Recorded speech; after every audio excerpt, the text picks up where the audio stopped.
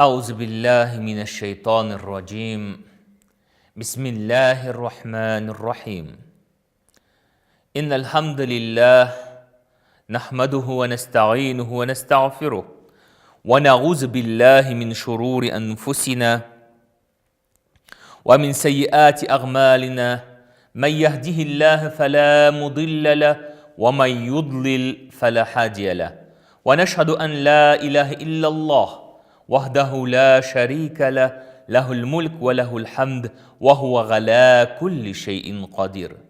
Hürmetli din kardeşlerim, biz sizin bilen İmam Nevevi'nin 40 hadis kitabından hadislerini okunu devam ederiz. Bugün 10. hadisini okuyuz.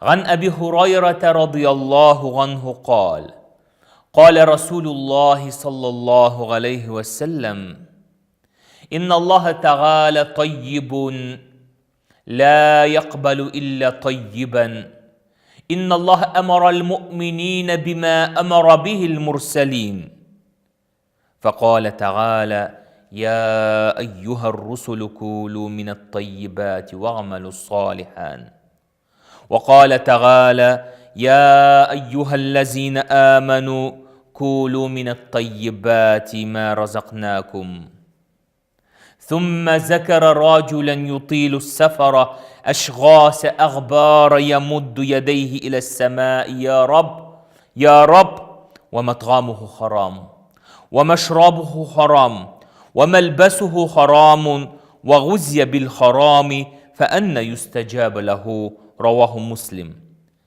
Bu hadis Abu Hureyre radıyallahu anh'dan rivayet edilir. Peygamberimiz sallallahu aleyhi ve sellem bulay deb aytgan. Allah Teala kurkam hem kurkamligini qabul etdi. Allah Teala o'zining müminlerine emir qildi, rasullarına, peygamberlerine emir qilganini dedi. Hem Peygamberimiz sallallahu aleyhi ve sellem Müminler suresinin 51. hem Bakara suresinin 172. ayetlerin okudu. Ey peygamberlerim benim, jirde helal bulgan, kurkem rızıklarını aşağız, hem izgi gameller kılığız dedi. Sığından, ya eyyühellezine ey iman getirgen bendeler, jir yüzünde kurkem bulgan helal rızıklarını aşağız dedi. Soğundan bir irinin misalını getirdi.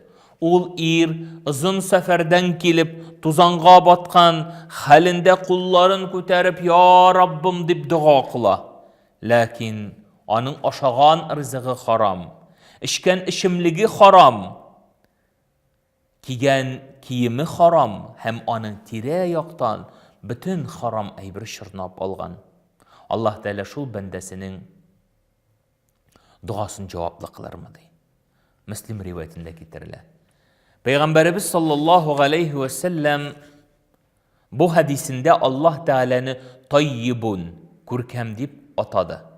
Allah Teala kurkem, tayyibun. Bilgili bulgança Allah Teala'nın 99 isim sıfatı var.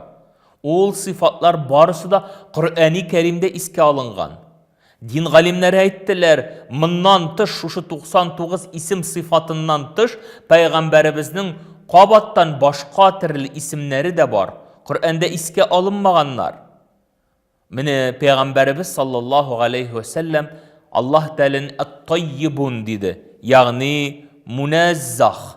Munazzah ganin naqais. Bütün tür kimşiliklerden pak bulgan zat. Allah Teala kurkem. Allah Teala'nın kurkem isim sıfatları var. Allah Subhanahu ve Teala kimşiliksiz zat. Biz Allah Teala'nın varlığın, birliğin hem onun bütün türlü kimşiliklerden pak bulun. Allah Teala'nın kurkem isim sıfatlarına iman getirdik.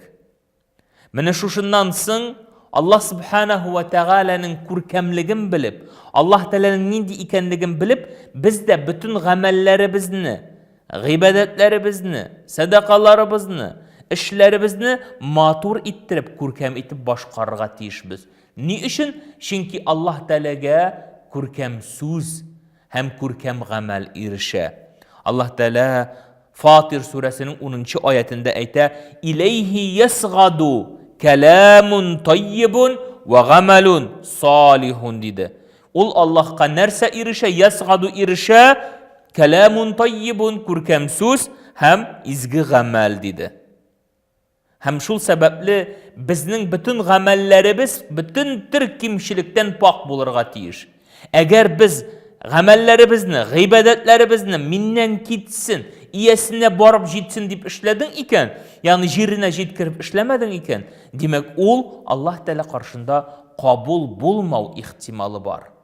Ol işinin Allah Teala karşında kabul bulmavı bir ihtimal. Çünkü hadiste aytilar, kıyamet gününde kişinin jirine jitkirip, tiyişli derecede ütelmegen namazı yüzüne ırgıtılır, yüzüne arılırdı. Sen bu namazını benim için okumadın, sen bu ibadetini benim için işlemedin deyip. Çünkü mında bir korkunç yanı. Şul sebeple biz namazdan soň dua kılabız. Allahümme teqabbel minne salatena deyip. Hem şunda aytabız. Ve la tadribu, daraba yadribu. Ve la tadribu biha ucuhana. Bitleri bizge ırma bu ibadetimiz bilen deyip Allah'a müracaat etabız. Şul sebeple Allah Teala özü saklasın. Şuşunday halga düşüden Allah Teala amellerimizni kurkam etip başkarıp, kamil etip başkarıp, jirine jitkirip başkarıp Allah Teala karşında kabul bulsunlar. Şundan soň Peygamberimiz sallallahu aleyhi ve sellem aytdı. Allah Teala kurkam hem kurkam deyip al kurkamligine kabul ete deyip aytkenden soň Peygamberimiz sallallahu aleyhi ve sellem ayet okudu.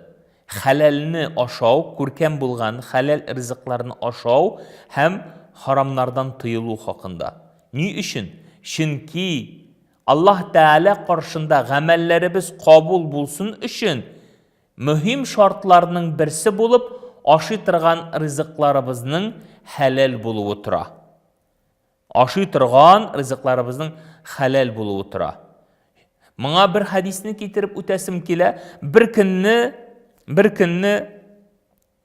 Abdullah ibn Abbas radıyallahu anh Peygamberimiz sallallahu aleyhi ve sellem yanında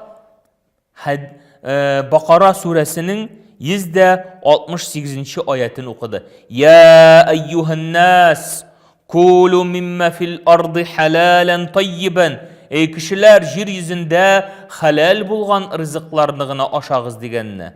Şunda Sa'd ibn Abi Waqqas turdu da Peygamberimizge müracaat etti. Ya Resulallah, dua kılçı. Allah Teala bizning dualarımızını kabul kılsın dedi. Şunda Peygamberimiz sallallahu aleyhi ve sellem ey Sa'id, aşıtırgan rızığını halal kıl. Allah Teala dualarını cevaplı ite kılır dedi. Allah bilen ant itemin. Eğer birerigiz bir kabım haram rızık aşasa Allah Teala anın 40 gün gamelin kabul kılmaz. Eğer de şul halinde vefat bulsa ut ana tiyişli bulur dedi. Mene bu hadisten kurine haram rızık bizning dualarımızın, gamellerimizin kabul buluğuna kirte bulurga mümkün ikenligin. Şul sebeple aşıtırgan rızıklarımızını halal kılık. Hem bu ise nersege sebepçi bula? Yani Allah Teala karşında gamellerimizin kabul buluğuna sebepçi bula. Dualarının kabul buluğuna sebepçi bula. Haram ise kirisince dualarımızın kabul buluğuna kirte bulup tura. Eğer kişi haramga tab buldu iken, ol rızık bulsun, ol mal bulsun, ol andan kutulurga tiyiş. Şimdi sorau berdiler. Yani eğer kişi birer eybir tapsa, mal tapsa, ol anın için haram rızık bulup tura. Çünkü yok şeriatte taptım da kimniki bu miniki deyip aytıp anı özünde kaldırı hiç dürüst değil. Çünkü o siniki değil. O kişinin malı. Hem sen anı özünde kaldıra almışsın. Sen nişlerge tiyişsin. Etile yani şuşun hocasını taba almasa ol anı sadaka etip verir dedi. Hem ecri hocasına bulur dedi. Мында Пeygamberimiz sallallahu aleyhi ve sellem bir irning misalын китерде. Ул шушы тузанга баткан, хәлендә кулларын күтәреп, я Раббым дип дуа кыла, ашаган ризыгы, кигән киеме, бөтенесе дә харам диде. Аллаһ Тәала андый кешенең дуасын җаваплы кылырмы дигәчтен, монда искә төшереп үтәсе килә дуаларның җаваплы булуына сәбәпче булган эшләрне. Беренчесе озын сәфәрдә булу. Дуаларның җаваплы булуына сәбәпче иң беренче эш ул озын сәфәрдә булу. Пәйгамбәрбез саллаллаһу алейхи ва саллям әйтте: "Саласу дагъватин мустаҗибат." Үч төрле төркем кешенең дуасы шиксез кабул диде. Дагъвату мазлум, дагъватул мусафир ва дагъвату валид ли валадихи. Үч кешенең дуасы һич шиксез Аллаһ Тәала каршымда кабул. Беренчесе мусафирның кире иленә алынып кайтканчы, мазлумның, җәберләнгән кешенең һәм ата-ананың баласына кылган дуасы. Бу беренче сәбәп булды. Икенче сәбәп ул да булса киемнең тыйнак булуы. Киемнең тыйнак булуы һәм чиста булуы.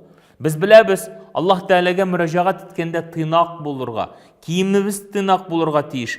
Һәм без күрәбез, шундый яңгыр яумаганда укыла торган намазларның истисқа намазында кеше киемен кире ягы белән әйләндереп куя. Бу Аллаһ Тәалә каршында үзеңне түбәнчитеп күрсәтү өчен, Аллаһка мөрәҗәгать итү өчен. Чөнки кешеләр җир йөзендә җиргәндә бик тәкәббер булып йөриләр.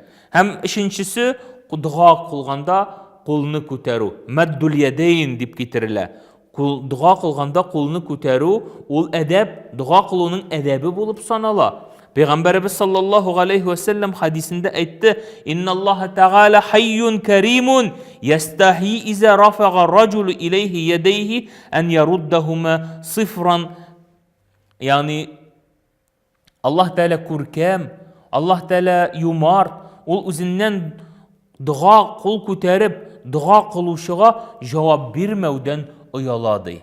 Şul sebeple bu bik mühim mesele. Her bir kişi bilirge tiyiş. Allah Teala'dan kul ko'tarib dua qilganda Allah Teala inşallah Teala hiç şeksiz dualarımızı cevaplı kılır. Hem dördüncü sebep ol da bulsa Allah Teala'ga talepşen dua kılu. Yani kure ya Rab, ya Rab, ya Rab dip Allah'a müracaat ete, talep kılıp Allah'a maktavlar aytıp ya Rabbim dip dua kıla. Çünkü hadiste aytıla eğer de birey in iza qala gabdu ya Rabbi arbagan qala Allah Teala lebbeyke gabdi sel tu'tihi. Yani Peygamberimiz sallallahu aleyhi ve sellem aytdı, eğer bende ya Rabbim dip 4 tapkır etse Allah Teala aytır lebbeyke ya gabdi, ey kulum min senin karşında soraganыңны verirmin di.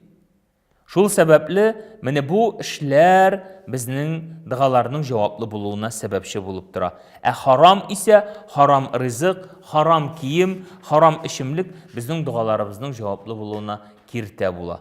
Allah subhanahu wa ta'ala her barşalarımızga da gamellerimizni kurkem ettirip kılırga hem Allah Teala karşında kurkem bendeler bulup dualarımız Allah'a barıp erişseydi. Ve aleykümselam ve rahmetullah ve berekatuhu.